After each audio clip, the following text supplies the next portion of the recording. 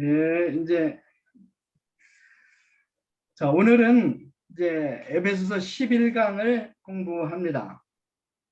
이제 11강은 이제 크리스찬 가정 생활의 헌장, 특별히 부부 관계에 대해서 공부합니다. 다음 주에는 이제 자녀 교육에 대해서 공부할 것입니다.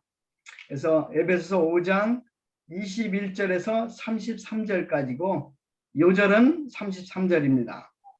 먼저 본문 말씀 읽겠습니다. 우리 정혜동 목사님, 우리 21절부터 33절까지 한번 읽어주시겠어요? 네.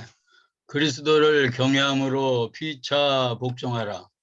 아내들이여 자기 남편에게 복종하기를 주께 하듯 하라. 이는 남편이 아내의 머리됨이 그리스도께서 교회의 머리됨과 같음이니 그가 바로 몸의 구주시니라. 그러므로 교회가 그리스도에게 하듯 아내들도 범사에 자기 남편에게 복종할지니라. 남편들아 아내 사랑하기를 그리스도께서 교회를 사랑하시고 그 교회를 위하여 자신을 주심같이 하라. 이는 곧 물로 씻어 말씀으로 깨끗하게 하사 거룩하게 하시고 자기 앞에 영광스러운 교회로 세우사 티나 주름 잡힌 것이나 이런 것들이 없이 거룩하고 의미 없게 하려 하심이라. 이와 같이 남편들도 자기 아내 사랑하기를 자기 자신과 같이 할지니 자기 아내를 사랑하는 자는 자기를 사랑하는 것이라. 누구든지 언제나 자기 육체를 미워하지 않고 오직 양육하여 보호하기를 그리스도께서 교회에게 함과 같이 하나니 우리는 그 몸의 지체임이라. 그러므로 사람이 부모를 떠나 그의 아내와 합하여 그 둘이 한 육체가 될지니 이 비밀이 크도다. 나는 그리스도와 교회에 대하여 말하노라. 그러나 너희도 각각 자기의 아내 사랑하기를 자신같이 하고 아내도 자기 남편을 존경하라. 아멘. 아멘. 아멘. 가족학의 대가로 가족치유의 어머니라고 불리우는 그 버지니아 사티어 교수님이 계십니다. 이분이 1977년에 책을 한 권 냈는데 제목이 아름다운 가족입니다. 영어 제목은 The New People Making입니다. 새로운 사람을 만드는, 이제 이것이 제목이에요. 그래서 아름다운 가족 책 서두에 사티어 교수는 이렇게 썼습니다. 자동차는 자동차 공장에서 만들고 텔레비전은 텔레비전 공장에서 만든다. 그렇다면 사람은 어디서 만드는가? 가정에서 만든다. 가정이 사람을 만드는 공장이다. 자동차 공장에서 불량 자동차를 만들면 불량 자동차가 길거리를 달리고 텔레비전 공장에서 불량 텔레비전을 만들면 불량 텔레비전이 가정으로 배달됩니다. 마찬가지로 사람을 만드는 공장인 가정에서 불량 사람을 만들게 되면 이들이 불량 청소년이 되고 불량 부모가 됩니다. 정말 맞는 말씀입니다.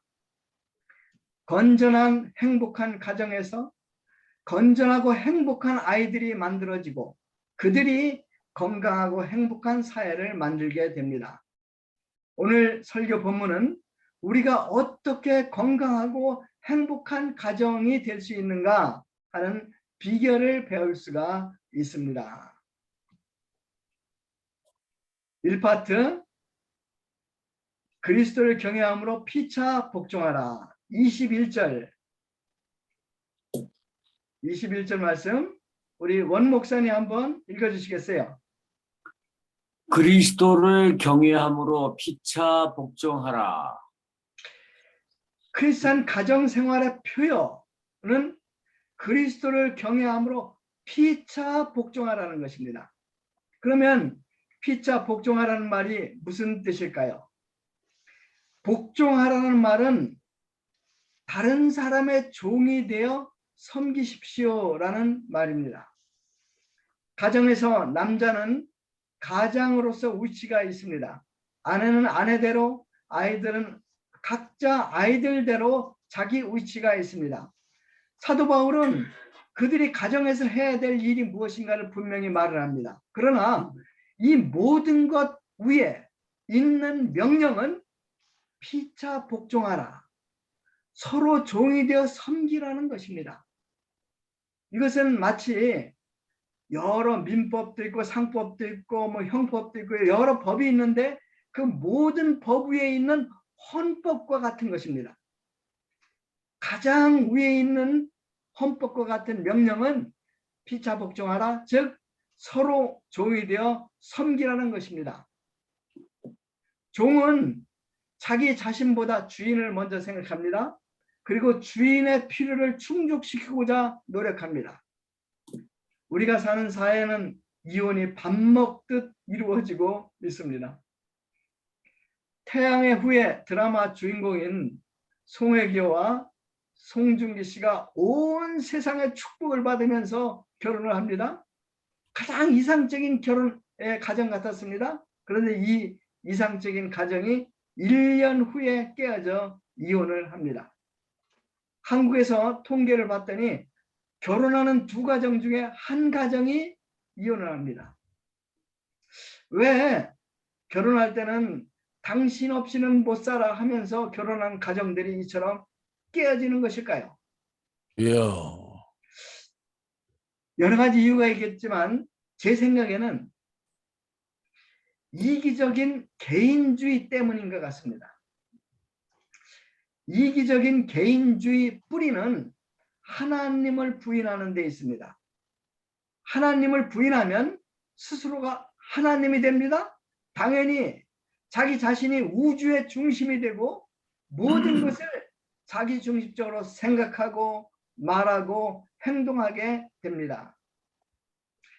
그리스 로마 신화에 나르시스라는 아름다운 청년이 나옵니다. 이 아름다운 청년에게 많은 처녀들이 구애를 하지만 그는 아무에게도 마음을 주지 않습니다.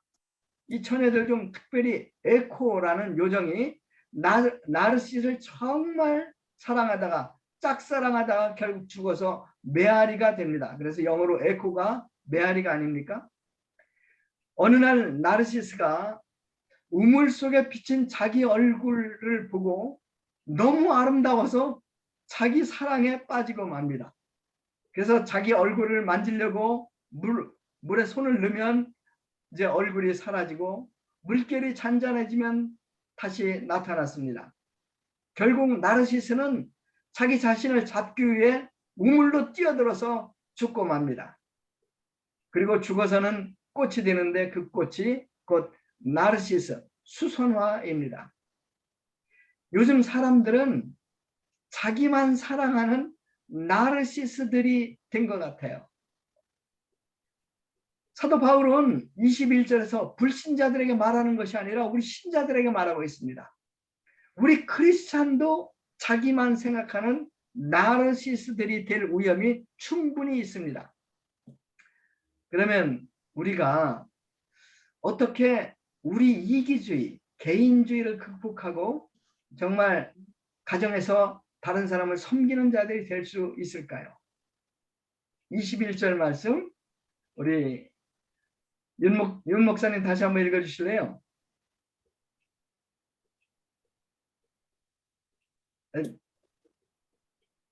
그리스도를 경외함으로 피차에 복종하라. 그리스도를 경외함으로 피차 복종하라. 복종하라. 자, 그 피차 복종할 수 있는 열쇠가 뭐예요? 그리스도를 경외하라. 그리스도를 경외하는 것이 바로 그 열쇠입니다.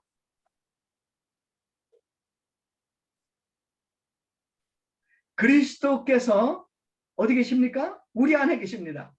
우리 안에 계시는 그리스도를 인정하고 그 그리스도를 경외해야 됩니다. 그런데 이제 중요한 것은 내 안에 계시는 그리스도, 내가 경외하는 그리스도가 우리 안에만 계시는 것이 아니고 아내 속에도 있고 자식들 속에도 있습니다. 다른 사람 지체에도 이 그리스도께서 계십니다. 윤 소장님이 좋아하는 노래가 있죠. 이제 이 노래예요. 자, 윤 소장님 한번 불러보실래요? 형제의 모습 속에 보이는 하나님 형상 아름다워라. 존귀한 주의 자녀 됐으니 사랑하며 섬기리. 네, 감사합니다. 근데 제가 이제 이 찬송가를 생각하면서 하나님의 형상 대신에 그리스도 예수를 집어넣으면 더 뜻이 깊은 노래가 될 것 같아요. 그래서 우리 안에 계시는 그리스도가 형제 속에, 다른 형제 속에, 다른 자매 속에 있지 않습니까? 만일 우리가 아내나 남편 속에 계시는 그리스도를 보고 또 그 그리스도를 경외하면 우리는 아내나 남편을 함부로 대할 수가 없습니다. 아내와 남편 속에 사시는 그리스도를 보고 그분을 경외하면 우리는 아내나 남편을 그리스도를 섬기는 것처럼 섬길 수가 있게 됩니다. 이런 섬김은 바로 하나님 나라에서 영원한 상급이 있습니다. 자, 가정생활의 헌장에 헌법과 같은 것이 무엇입니까? 그리스도를 경외함으로 피차 복종하라. 서로 종이 되어서 서로 섬겨라. 이것입니다.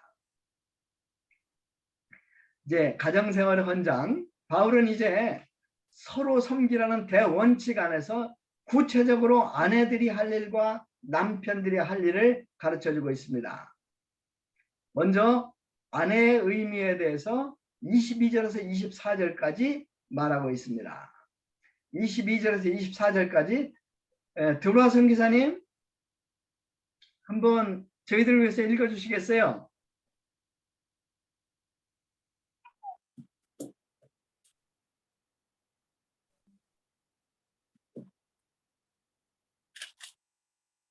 마이크를 열어야 됩니다. 우리 마이크 여시고 한번 읽어주세요. 12절 24절. 네, 아내들이여 자기 남편을 아내들이여 자기 남편에게 복종하기를 주께 하듯 하라. 이는 남편이 아내의 머리됨이 그리스도께서 교회의 머리됨과 같음이니 그가 친히 몸의 구주시라. 그러나 교회가 그리스도께 하듯 아내들도 범사에 그 남편에게 복종할지니라. 아멘. 아멘하기가 어려운 말씀이죠. 바울은 아내들에게 범사에 교회가 그리스도에게 복종하듯이 복종하라고 명령을 하죠. 그래서 아내들에게는 이게 it's too hard, 이게 좀 너무 센 부담스러운 그런 명령이에요. 이제 제가 아는 이제 독일의 이제 자매인데 크리스찬이에요. 근데 자기는 바울 서신을 안 읽는데요. 그 이유가 바울은 너무 여자들을 이제 남자 중심으로 자기가 썼다고. 근데 특히 이제 오늘 말씀, 이 말씀 때문에 자기는 바울을 좋아하지 않고 바울 서신은 안 읽는다고 했습니다. 그런데 이제 이 말씀을 이제 요 말씀만 딱 띄어서 보기 때문에 그런 거예요. 이 말씀은 21절 바로 그 전에 했던 바울의 명령과 연관해서 생각을 해야 되죠. 그러니까 바울이 이제 아내가 범사의 남편에 복종하라 말하기 전에 뭐를 얘기했냐면 피차 복종하라 이 말을 해놓고 그 다음에 아내에게 범사의 남편에 복종하라 이렇게 말한 거예요. 그러니까 이제 그 21절과 연관해서 같이 이 생각을 하면 그렇게 it's not too hard, 이게 너무 부담스러운 말씀이 아니죠. 또 한 가지 33절 말씀을 보면 33절 말씀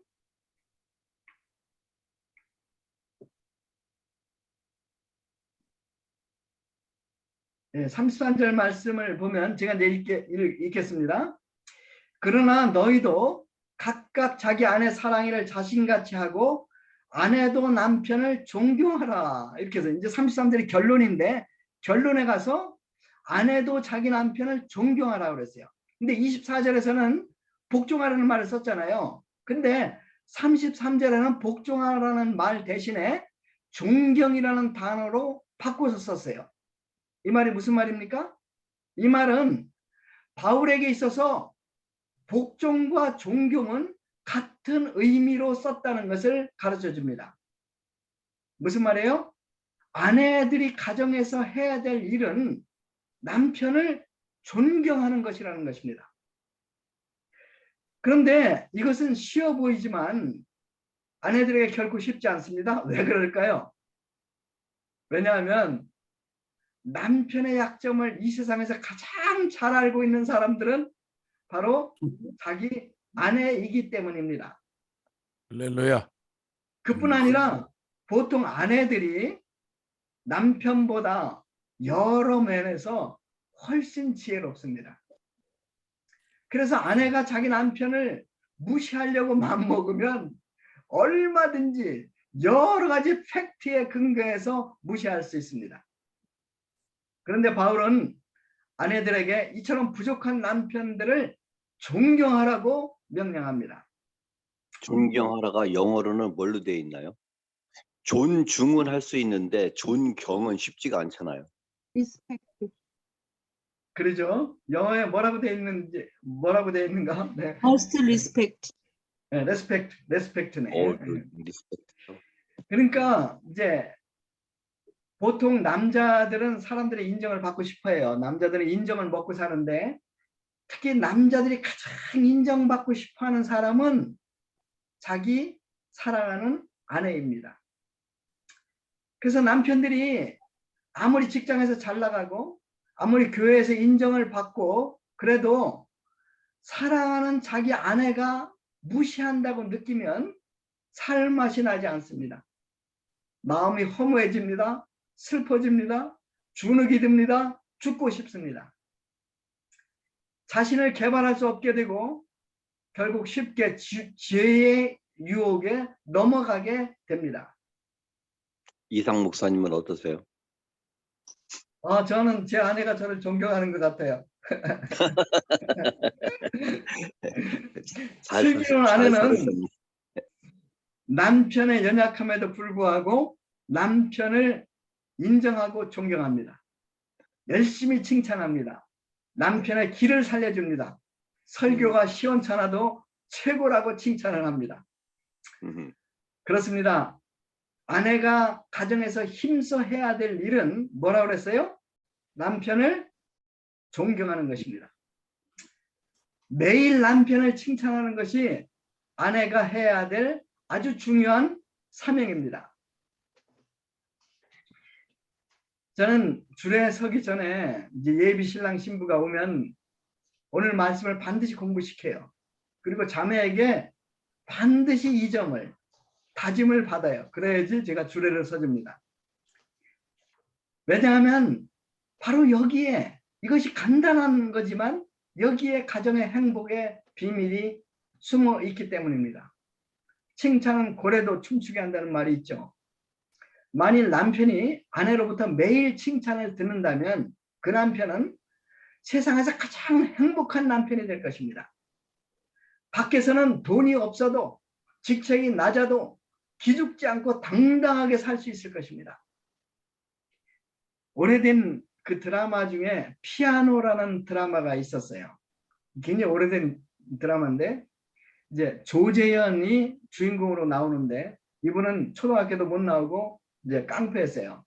근데 이분이 그 아름다운 피아노 교사를 사랑합니다. 근데 이 아름다운 피아노 교사가 이제 과부가 되고 두 아이를 키웠어요.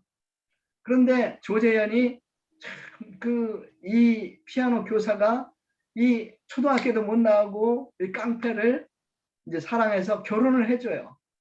그래서 이제 이 아름다운 피아노 교사를 사랑해서 결혼한 한업관 이제 그 조재현은 그 부산 바닥을 당당하게 누리고 돌아다녀요. 나중에 빵집에 취직을 해요.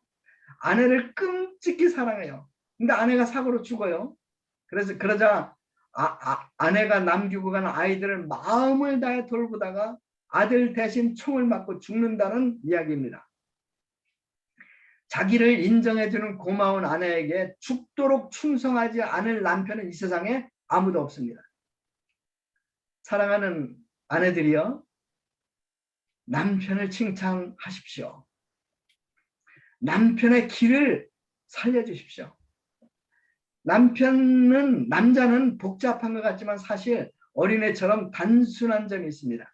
남자는 자존심만 세워주면 대개 다 통합니다. 아내들은 남편이 출근할 때 반드시 배웅을 해주십시오. 그리고 포옹도 해주고, 그리고 축복도 해주고 전장터에 내보내십시오.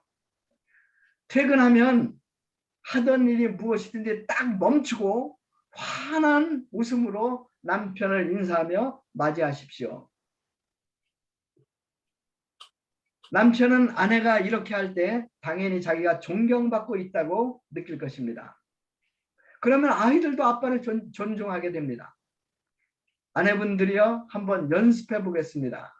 자, 따라하십시오. 오늘 두보라 선교사님밖에 안 나왔는데 따라해 주세요. 자, 당신은 당신은 내 인생의 내 인생의 로또입니다.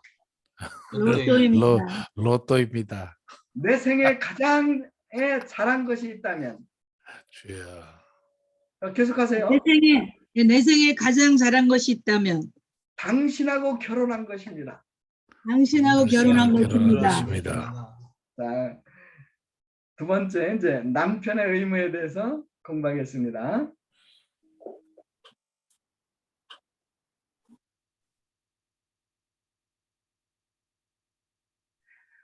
아내에 대한 충고가 3절밖에 안 돼요. 근데 남편들에 관한 것은 세보니까 8절이나 돼요. 이것은 무엇을 말해요? 남편들이 아내들보다 가정생활에서 문제의 소지가 3배로 많다는 뜻이에요. 이 많은 충고의 핵심은 사랑입니다. 남편의 사명은 아내를 사랑하는 것입니다. 자, 어떻게 아내를 사랑해야 합니까? 2가지인데요. 하나는, 첫째는 아내 사랑하기를 그리스도께서 교회를 사랑하신 같이 해야 합니다.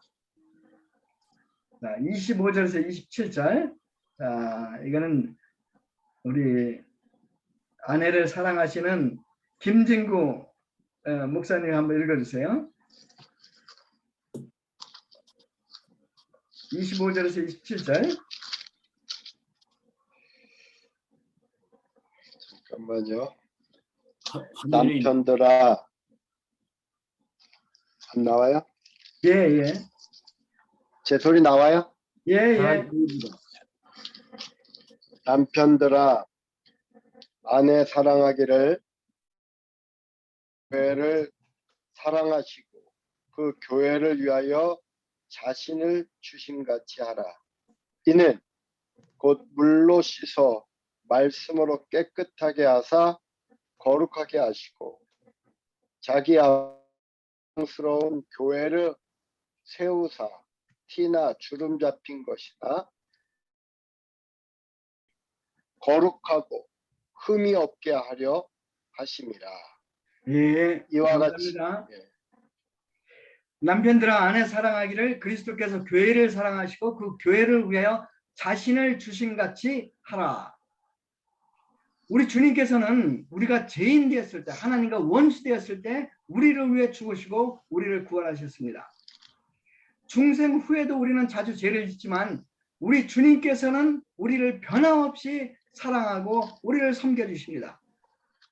남편들은 아내들을 주님이 교회를 사랑하사 목숨을 바친 것처럼 목숨을 바쳐서 사랑해야 합니다. 한 목사님이 주일날 사랑에 대해서 설교하면서 이 세상에서 가장 뜨거운 바다는 사랑해라고 하였습니다. 그래서 이제 이 설교에 은혜 받은 한 부인이 집에 가서 남편에게 퀴즈를 냅니다. 이게 남편이 이제 평소에 사랑해라는 말을 잘 안 하니까 이제 사랑해라는 말을 듣고 싶었던 것 같아요. 그래서 여보, 이 세상에서 가장 뜨거운 바다가 무엇일까요? 그리고 이제 힌트, 당신이 평소에 내게 해주고 싶은 말이에요. 그랬어요. 그러자 남편이 열바다 그랬어요. 그래서 이제 주여.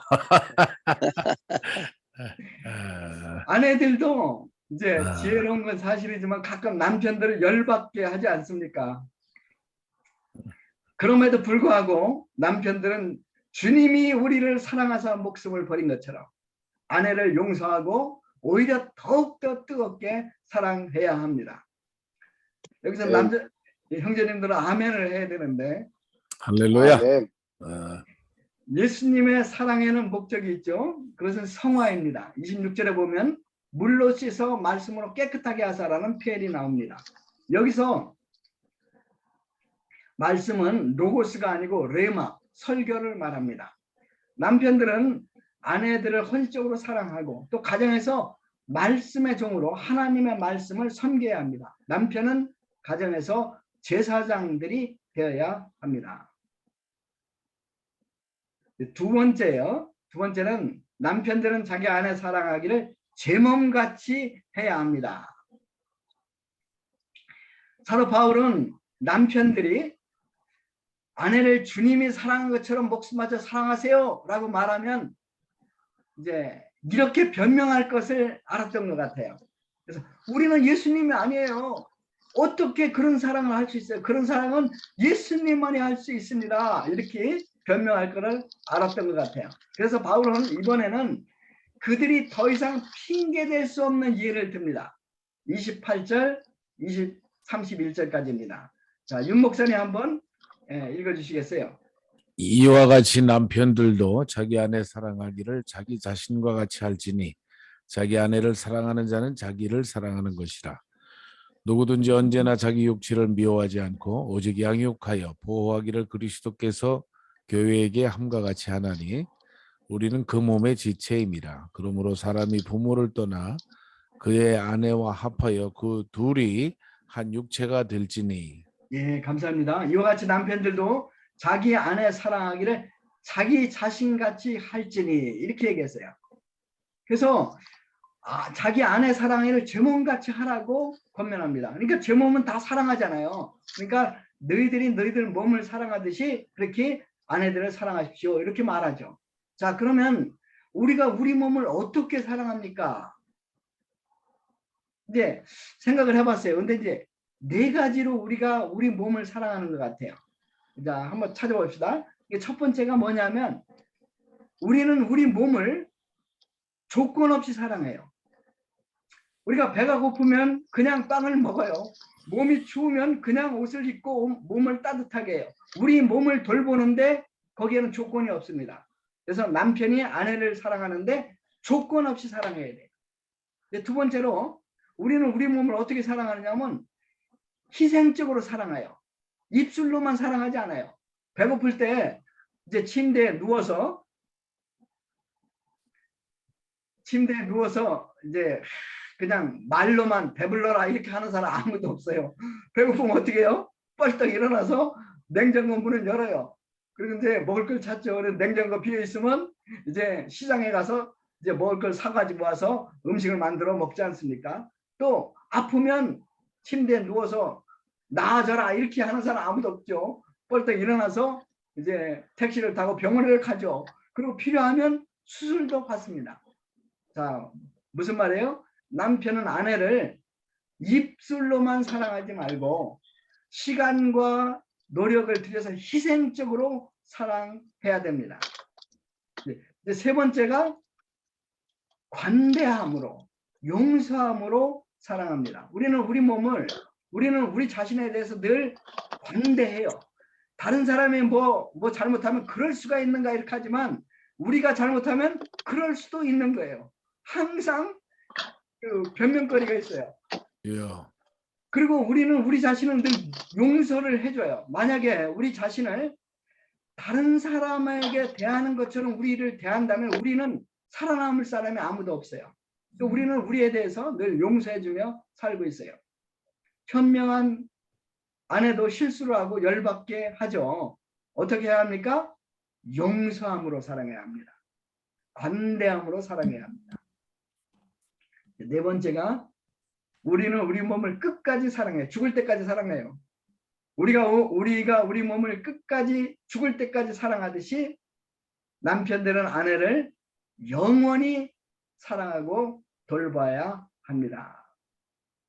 자, 근데 이제 여기서 아내를 내 몸처럼 사랑하려면 한 가지 전제 조건이 있어요. 이제 그게 뭘 것 같아요? 이제 그것은 내가 내 몸을 잘 섬길 수 있는 것은 내가 내 몸을 잘 알기 때문에 그래요. 내가 목이 마르면 물을 마시죠. 빵을 먹지 않고. 추우면 옷을 입죠. 옷을 벗지 않고. 이게 내가 내 몸을 잘 아는 거예요. 근데 우리가 아내를 사랑하려면 아내를 알아야 돼요. 그래서 남자들이 이제 보통 아내를 잘 몰라요. 여자들을 잘 몰라요.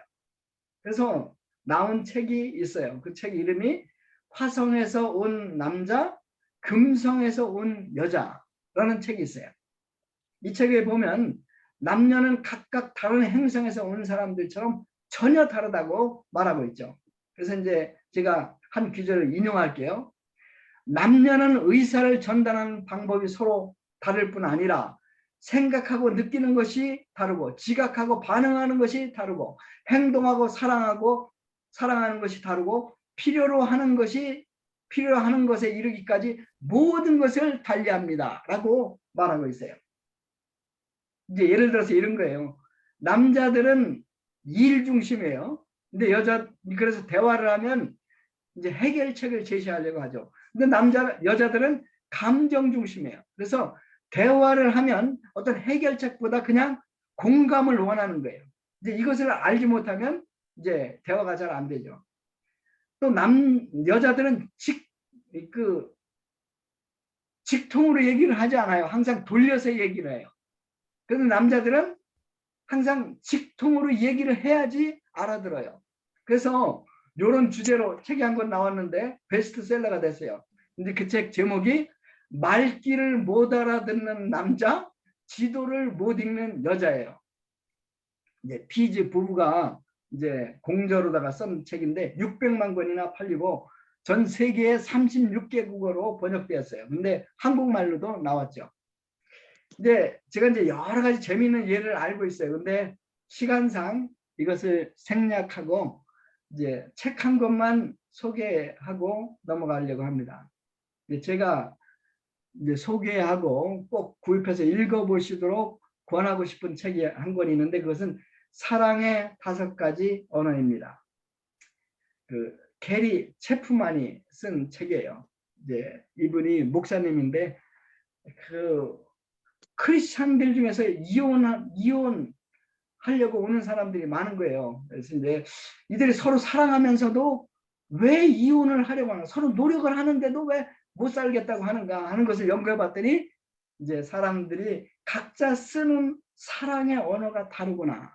그래서 각 그 상대편이 쓰는 사랑의 언어로 사랑을 표현해야지만이 사랑의 탱크가 채워지고 그리고 사랑을 받는다고 느끼고 또 이제 그래야지 행복한 가정을 이룰 수 있구나 하는 것을 깨닫고 쓴 책이 바로 이 책입니다. 사랑의 5가지 언어 꼭 구입해서 읽어보시기 바랍니다. 28절에서 사도 바울은 이렇게 얘기하죠. 자기 아내를 사랑하는 자는 자기를 사랑하는 것이라고 말하죠. 이 말은 남편들이 아내를 뜨겁게 사랑하면 스스로 잘되고 행복하게 된다는 말이 아닙니까? 아내와 싸우고 행복한 사람 아무도 없어요. 아내와 관계가 불편하면 기도도 막혀요. 행복해지려면, 성공하려면, 성령 충만한 기도의 종이 되려면 어떻게 해야 돼요? 아내를 뜨겁게 사랑해야 합니다. 설교를 마무리하면서 그 패트릭 맥기어가 쓴 이제 예화가 하나 있어요. 근데 그 예화가 굉장히 감동적이라 제가 이 예화를 이야기하고 이제 오늘 설교를 마치고자 합니다. 요트를 타고 세계 일주를 하는 것이 꿈이었던 두 젊은이가 있었습니다. 그들의 이름은 한 명은 요한이고 다른 한 명은 다니엘이었습니다. 이 둘은 열심히 돈을 모아가지고 드디어 요트를 사고 또 이제 모아둔 돈을 가지고 이 요트로 세계 일주를 떠납니다. 수개월 후 그들은 남양만 어느 섬에 도착을 합니다. 그곳에서 그곳 원주민들이 이 둘을 적극적으로 환영하면서 친절하게 대접합니다. 요한과 다니엘은 그곳에서 한 달 동안 머무르고자 작정을 합니다. 그곳에 머무는 동안 요한이라는 친구가 그곳에 살고 있는 아주 평범한 한 처녀를 사랑하게 됩니다. 그리고 프로포즈를 합니다. 그 섬의 오래된 전통은 신랑 될 사람이 신부 아버지에게 결혼 예물로 암소를 주어야 했습니다. 암소는 신부될 사람의 신부될 처녀의 조건에 따라서 애모, 응력, 학력 등등에 따라서 한 마리에서 10마리까지 정해졌습니다. 그리고 이것은 그곳 추장 앞에서 정해집니다.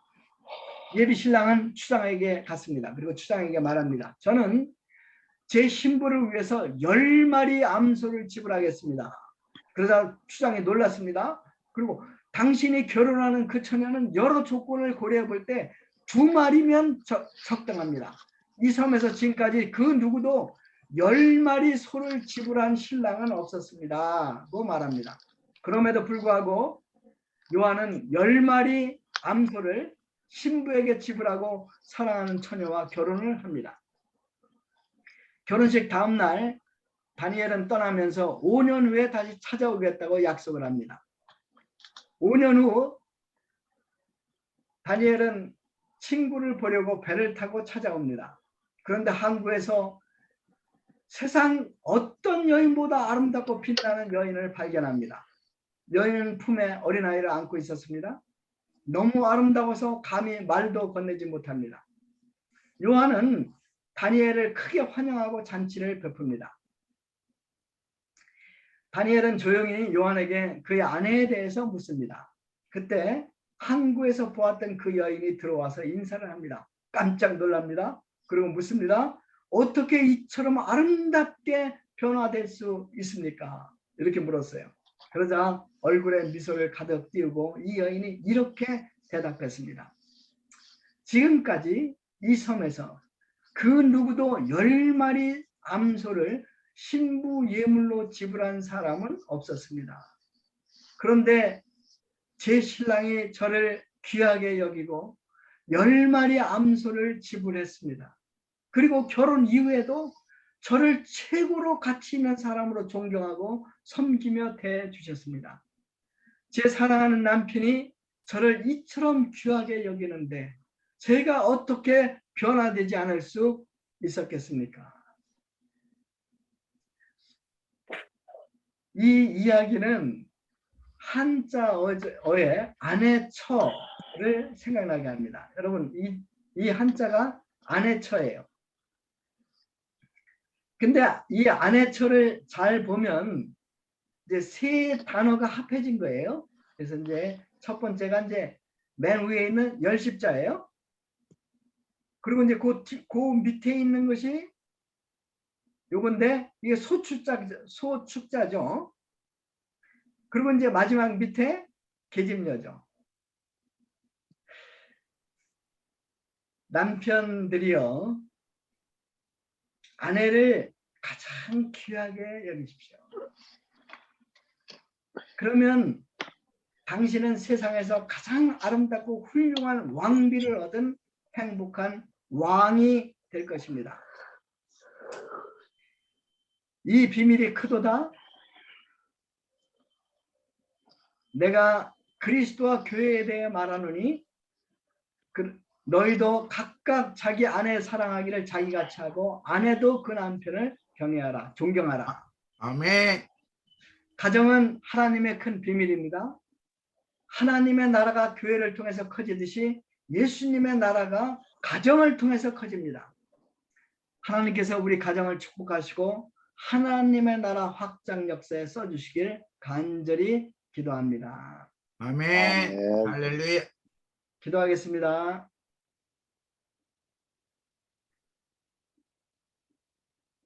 하나님 아버지 감사합니다. 오늘 귀한 말씀을 통해서 저희가 어떻게 건전하고 행복한 가정생활을 영위할 수 있는가 비결을 가르쳐 주심을 감사합니다. 이 세상에 사는 모든 남편들이 정말 아내를 가장 귀하게 여기고 무조건적으로 희생적으로 참 용서함으로 영원히 사랑하고 섬길 수 있도록 도와주십시오. 그리스도가 우리를 사랑한 것처럼 정말 우리도 희생적으로 아내들을 사랑할 수 있도록 도와주시기를 간절히 기도합니다. 또한 하나님께서 우리 아내들에게 힘을 주셔서 남편이 부족하지만 참 존경하고 늘 칭찬하고 길을 살려주는 이런 지혜로운 아내가 될 수 있도록 도와주십시오. 감사합니다. 예수님의 이름으로 기도했습니다. 아멘. 할렐루야. 큰 은혜 받았습니다.